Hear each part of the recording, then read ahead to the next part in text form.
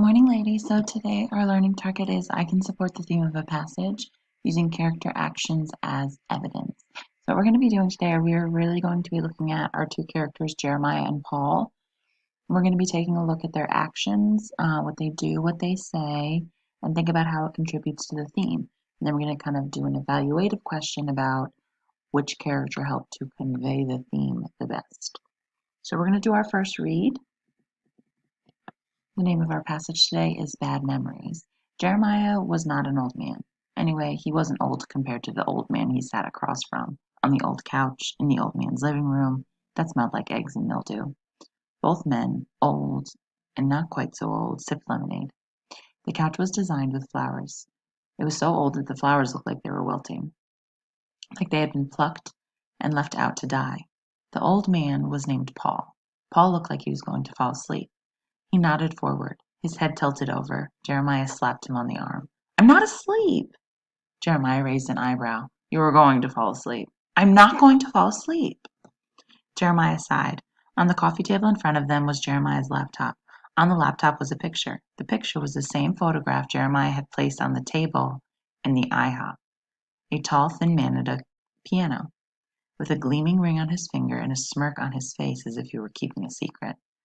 Jeremiah turned the laptop towards Paul. Do you recognize this man? Jeremiah asked. Paul had fallen asleep. Jeremiah repeated the question. I'm not asleep. Paul, please. I'm not asleep. I just don't want to look. No, I don't think I'll look. No, thank you. This had Jeremiah confused. He raised an eyebrow. Why not? He asked Paul. Paul took a deep breath. He really sucked it in as though the room might run out of air. And then he began to slowly speak. He chose his words with care. When you're my age, he said, you know what you can trust, and you know what you can't trust. And I know I can trust my feelings. He looked up at Jeremiah and continued. My gut feelings, you understand? And I know I can't trust some stranger who shows up at my door unannounced and asks me questions about things that happened 60 years ago. About things that maybe didn't even happen 60 years ago. Who knows? I don't know. You remember 60 years ago? Of course not. You weren't even born. You weren't even a single cell. And you have the nerve, Paul began to shake but managed to regain control. The nerve to enter my house and ask me of all people, about the one man whose name I never want to hear again. No, I'll say it one more time, just so you'll be satisfied. Just for your pleasure, one more time. Sweet Lou, that's it. That's the last you'll hear from me. No more. Paul sprung up from the couch with such force that he might have been 60 years younger. He sprung to his feet. With such force he surprised Jeremiah, causing him to knock over his glass of lemonade on the coffee table. It fell to the floor and smashed. Lemonade pooled on the floor. Paul didn't notice. Paul was already out of the room, muttering to himself and waving his hands. Jeremiah sat back down on the couch with his socks in the puddle of lemonade. He leaned forward and grabbed the laptop. As he placed it on his lap, he stared at Sweet Lou, the Sweet Lou who 60 years ago disappeared in a cloud of mystery. Sweet Lou's smile. What did it mean? What did Sweet Lou know that the rest of the world would never know?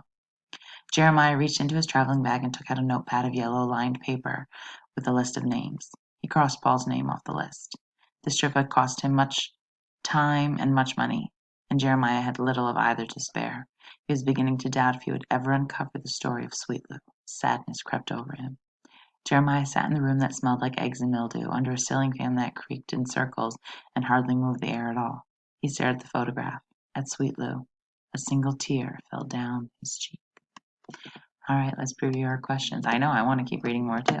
All right, so all of questions 1 through 10 are on ReadWorks to submit. Again, question A here is something that I have added in that I really want you to focus on. This is kind of the most important question, I think. So A says, what character was most successful at conveying the theme of the passage? Think about each of the characters and their words and actions. Ask yourself, which character is most important to the story because he or she helps tell the author's message the strongest? Okay, so this is kind of our big question. I want you to really focus on the words and actions of Paul and Jeremiah when you do your second read, and really identify those and ask them, who is more important to the story? Which one could we maybe do without? I'll be sharing my answer as well, but I really want you to think about that. There's no real right or wrong answer for this one. but you do need to back it up with evidence. Then we get into some multiple choice. What does the photograph on Jeremiah's laptop show? What point of view is the story told from? So I just want to bring something to your attention. So we have two different third persons here. Third person limited and third person omniscient. So third person limited means that when the story is being told, the other characters, we don't really know what they're doing. We're just kind of getting that overall narration about the character that is being talked about at that moment. We don't necessarily know what's going on with the other characters while we're focused on that character. Omniscient means kind of all knowing. So oh, this character's over in this bedroom, this one's in the kitchen, this one's doing this. So we get a little bit more about the other characters in third person omniscient. Refer to this excerpt for the story for questions 3 and 4. So 3 and 4 are based off this little excerpt. Paul took a deep breath. He really sucked it in as though the room might run out of air. And then he began slowly to speak. He chose his words with care. When you're my age, he said, you know what you can trust. You know what you can't trust. I know I can trust my feelings. He looked up at Jeremiah and continued, my gut feelings, you understand? And I know I can't trust some stranger who shows up at my door unannounced and asks me questions about things that happened 60 years ago, about things that maybe didn't even happen 60 years ago. Who knows? I don't know. You remember 60 years ago? Of course not. You weren't even born, weren't even a single cell. And yet you have the nerve, Paul began shaking but managed to regain control, the nerve to enter my house and ask me of all people about the one man whose name I never want to hear again. No, I'll say it one more time just so you'll be satisfied, just for your pleasure. One more time. Sweet Lou, that's it. That's the last you'll hear from me, no more. Based on this information, what can you conclude about Paul's feelings toward Sweet Lou? And then based on the excerpt, what can you conclude about how Paul feels towards Jeremiah? Number 5, what is the theme of the story? Number 5 can really help you answer letter A. So if you want to kind of come back to that one, it might be a good idea to tackle number 5 first. Number 6, read the sentences from the text. Jeremiah reached into his traveling bag and took out a notepad of yellow lined paper with a list of names.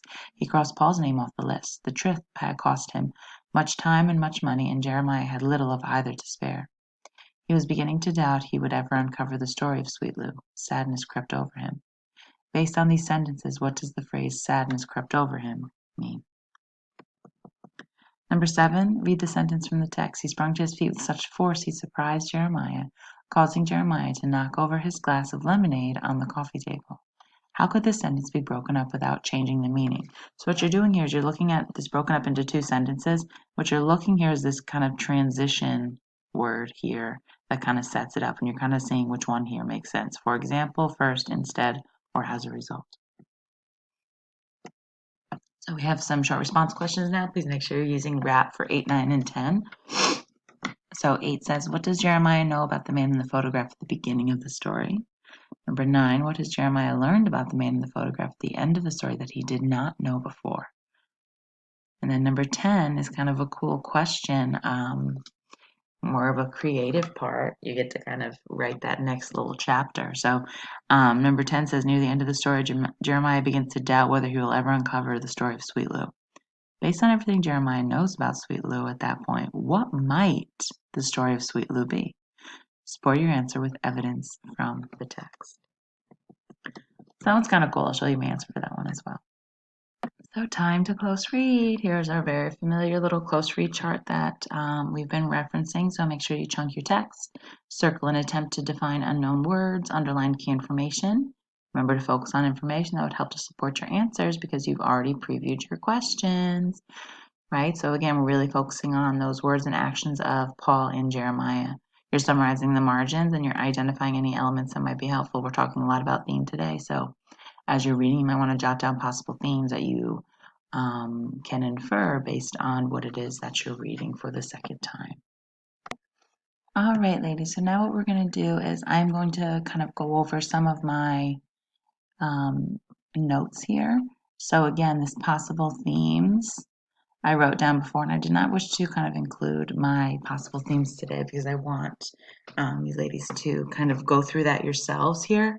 But again, I think it's great to have up there genre fiction, and I can support the theme of a passage using character actions as evidence. So I really focused on character actions, evidence of those details support, And the theme of the story is the message of a story, that universal message. So let's take a quick peek. I want to kind of bring down a little bit here. So I did two large chunks on the front. We had some dialogue at the bottom, so I really kind of grouped that together. So here, the wilting flowers on the couch refer to dying.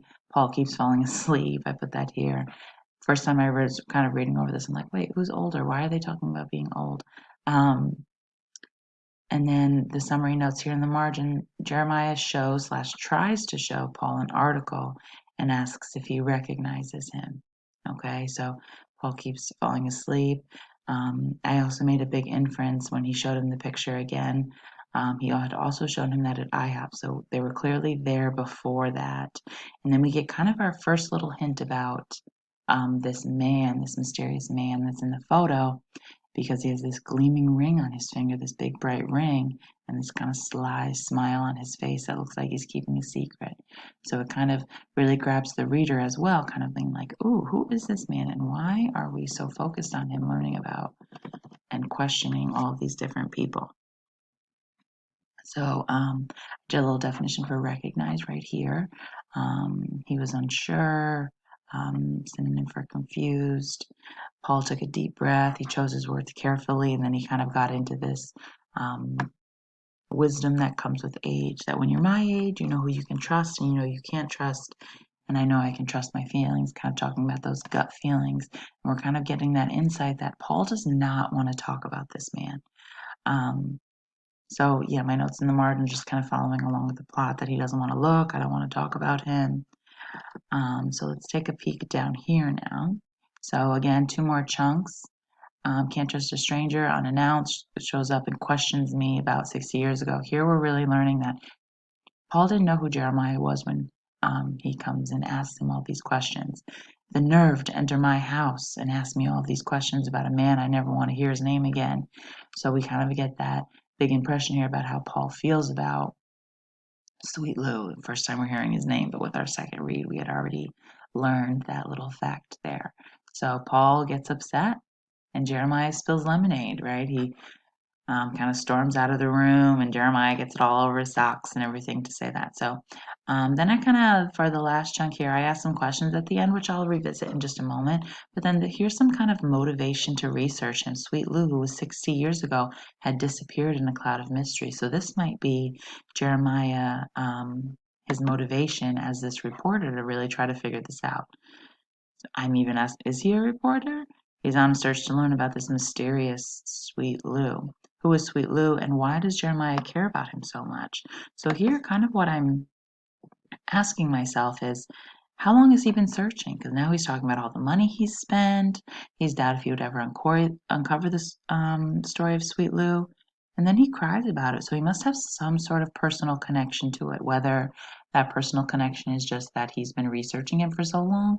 Maybe he's a family member, friend of a family. So I thought that that was kind of interesting.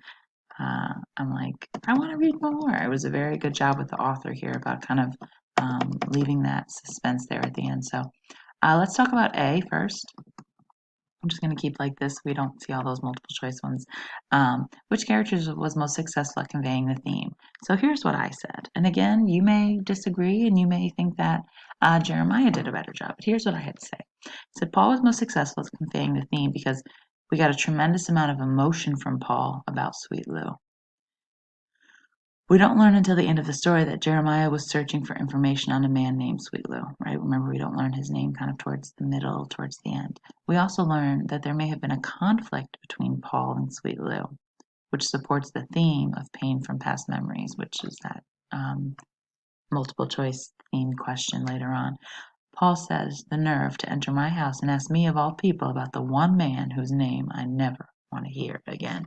So as you can see, I answered the question and then I did some paraphrasing of details, and then I did pull that direct quote at the end. So maybe you thought it was Jeremiah because he's the reporter, right? He's the one who actually cares to learn about him. So maybe you think that he's more successful at conveying the theme of the passage.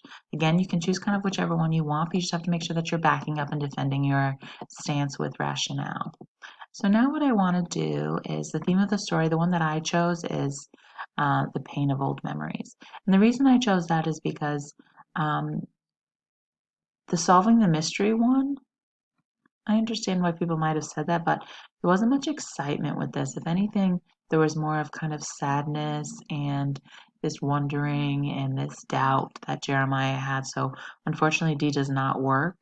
Um, and then A and B just don't really make as much sense. So C is definitely the best choice for there. Um, I want to now jump down to number 10. I thought number 10 was a really cool question. Um, It says, near the end of the story, Jeremiah begins to doubt if he would ever uncover the story of Sweet Lou. So, based on everything Jeremiah knows about Sweet Lou at this point, what might the story of Sweet Lou be? So, Miss Ann got a little creative too, and I was thinking, like, who could this Sweet Lou be? So, I said, the story of Sweet Lou clearly upsets Paul, so Sweet Lou must have done something to Paul. That's my inference. I think Sweet Lou tricked Paul out of a business deal, maybe a candy store investment that may contribute to his name. So I'm doing a little play off the term Sweet Lou. I'm like, he must be a candy man because he's not sweet because he's a nice guy. He's sweet maybe because he deals with candy. Maybe Sweet Lou was supposed to include Paul in a deal, but he didn't, and he took off, and now is nowhere to be found. I know I'm saying a little dramatic, but I think it's kind of cool. I thought that the way that the story ended really kind of left a lot up for interpretation. So I'm really anxious to see and definitely share out at our Tuesday Zoom number 10 here what people think about who Sweet Lou may be. All right, ladies, thank you so much. I hope you enjoy your weekend, and I look forward to our Monday lesson and Tuesday Zoom. Thank you so much.